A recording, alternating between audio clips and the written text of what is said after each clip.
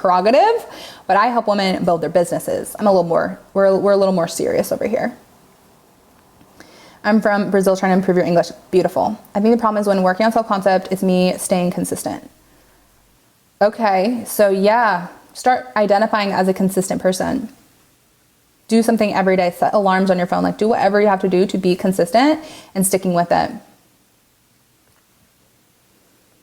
Yeah, I work with mostly entrepreneurs, very ambitious women who are trying to build their businesses, who are calling in more money, who are going after their dream jobs, things like that. I think my biggest moment is to feel alive. Okay, Lori, did you tell me, are you focusing on regulating your nervous system? Have you been focusing on that? You want thousands of dollars in your bank account. Okay, period. I love it. That's what we're manifesting over here.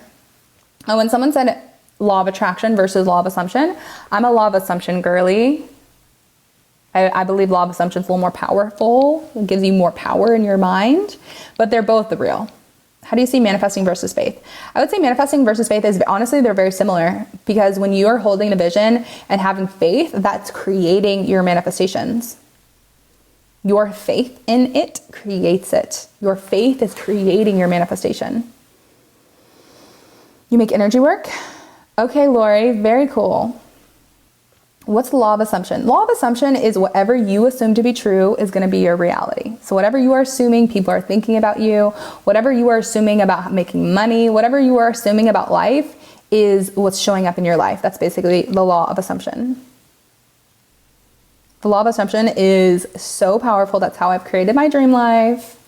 You can start creating your dream life by using the law. We also talk about the law of assumption in my community a lot. Who do you believe in? What does that even mean? What does that mean, babe? Could you manifest with a bad self-concept? Technically, yeah, 100%. Listen, you can always manifest. Whatever you believe to be true is the truth. Because, yeah, and it depends, because we have different self-concepts about different areas of our life, right? There's people who have low self-concept, but maybe it's easy for them to manifest money, or it's easier for them to manifest a relationship.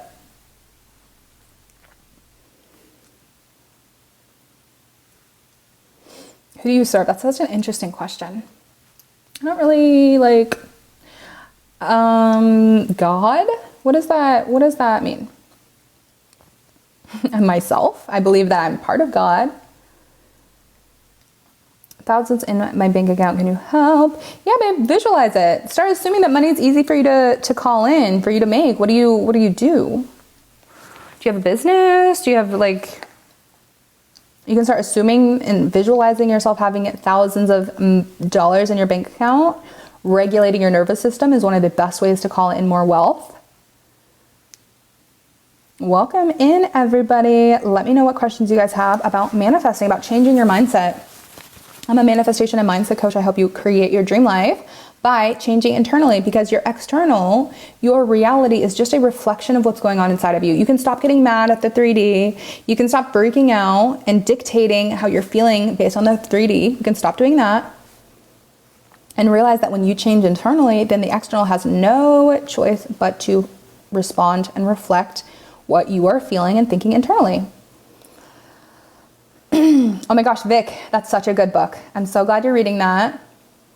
Shout out Abraham Hicks. Abraham Hicks is amazing because she really does an amazing job of explaining as soon as you ask for something, the universe, God, is immediately trying to give it to you. Immediately trying to give it to you. Ask and it is given. And a lot of times we're just blocking it with our subconscious beliefs, our limiting beliefs. That's what shadow work is so helpful to remove. Remove the blocks, remove those limiting beliefs, and call in your dream life. Call in that next level of you. Call in more money. Yeah. Okay. Yeah. Oh, good. Yes. It's nice to just get reinforced sometimes though, Vic, too. You know what I mean? A lot of people say that they listen to the podcast and then it's easier for them to comprehend the information in books and stuff.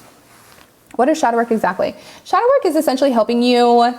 It's usually journal prompts that help you uncover the root cause of your limitations, of your blocks, of your shame, of the things that have been holding you back.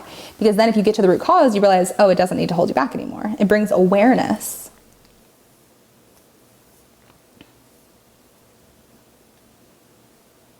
Yeah, realizing you don't need to limit yourself. Exactly. You don't need to limit. When you realize that the only limitations that you have is inside of your own mind, that's when your life changes, because you don't need to limit yourself. You can realize you can manifest anything. What do you recommend for shadow work? Well, we have a bunch of shadow work prompts inside my community, and we teach you how to do shadow work if you want to go a little bit deeper, but you can literally look